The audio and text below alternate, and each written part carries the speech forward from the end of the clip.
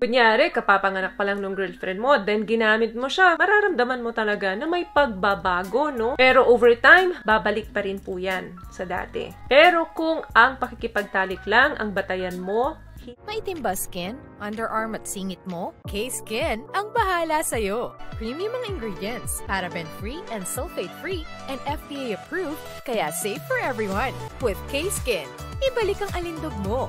Huwag nang magpahuli. Hi guys! Welcome back to our channel. Kamusta po kayong lahat? Sana ay nasa mabuti po kayo. At sa mga hindi pa po nakakakilala sa akin, my name is Cheryl Ting. At kung bago lang po kayo sa channel na to, pwede po pong makahingi ng isang favor to please consider to subscribe dito po sa ating channel. And also, huwag na rin po sanang kalimutan i-like and i-follow ang ating Facebook page official.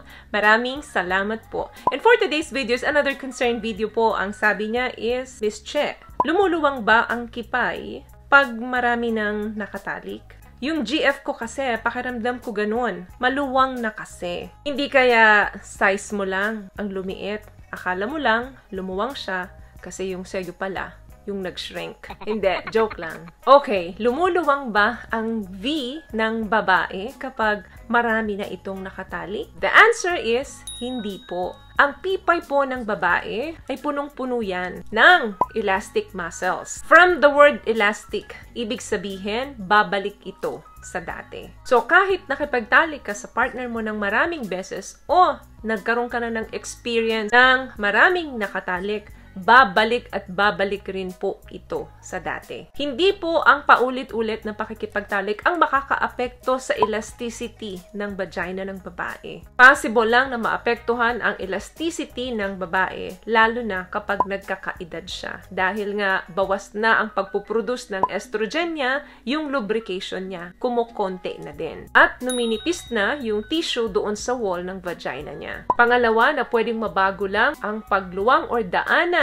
yung vagina ng babae ay kapag nanganak na siya. Kunyari, kapapanganak pa lang ng girlfriend mo, then ginamit mo siya few months, mararamdaman mo talaga na may pagbabago, no? Doon sa kanya. Pero over time, makalipas ang maraming taon, 10 taon na hindi na siya nanganganak or mahigit pa, babalik pa rin po yan sa dati. Hindi man kasing sikip nung una, pero hindi naman luluwang ng tulad na inirereklamo mo ngayon. Pero kung ang pakikipagtalik lang ang batayan mo, hindi po mababago ang shape or size or any part ng katawan ng babae dahil lang nakipagtalik siya ng maraming beses na. So, ano po yung dapat gawin para mas ma-strengthen yung ating pelvic floor muscles? What I love about this product, itong No More Dark Secret ng K-Skin, bukod sa may advanced whitening na siya na kung saan pwede niyang matulungan na pumuti yung mga singit-singit mo, moisturizing, meron siyang anti-irritation, antibacterial, maintain healthy pH level. Hindi lang pambabae, meron din po tayong pang-lalaki. Number 1 dyan, yung Kegel exercise or yung muscle control na tinatawag natin. Napakadaling gawin nito. Kahit na nakatayo ka or anong ginagawa mo, nagtututbrush ka, naghihilamos ka, pwede mong gawin ito. Every time na nagpipigil kayo ng ihi, ganun po ang muscle control or ang Kegel exercise. Siguraduhin lamang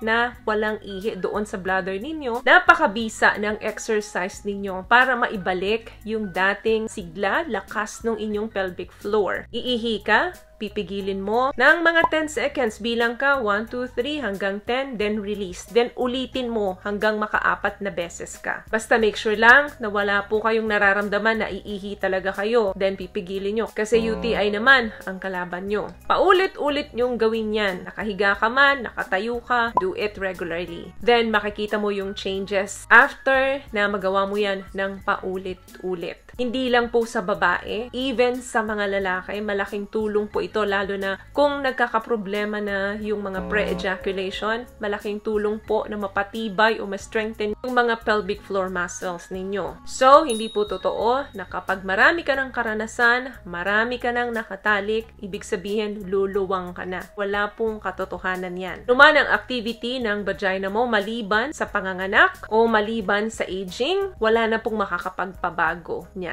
Babalik at babalik po ang sikip niyan dahil maraming elastic muscles yan. Parang goma yan, babatakin mo, then pag binitawan mo, babalik uli siya sa dati. Kaya huwag ka nang mag-alala kasi baka yung sa'yo lang ang lumiit.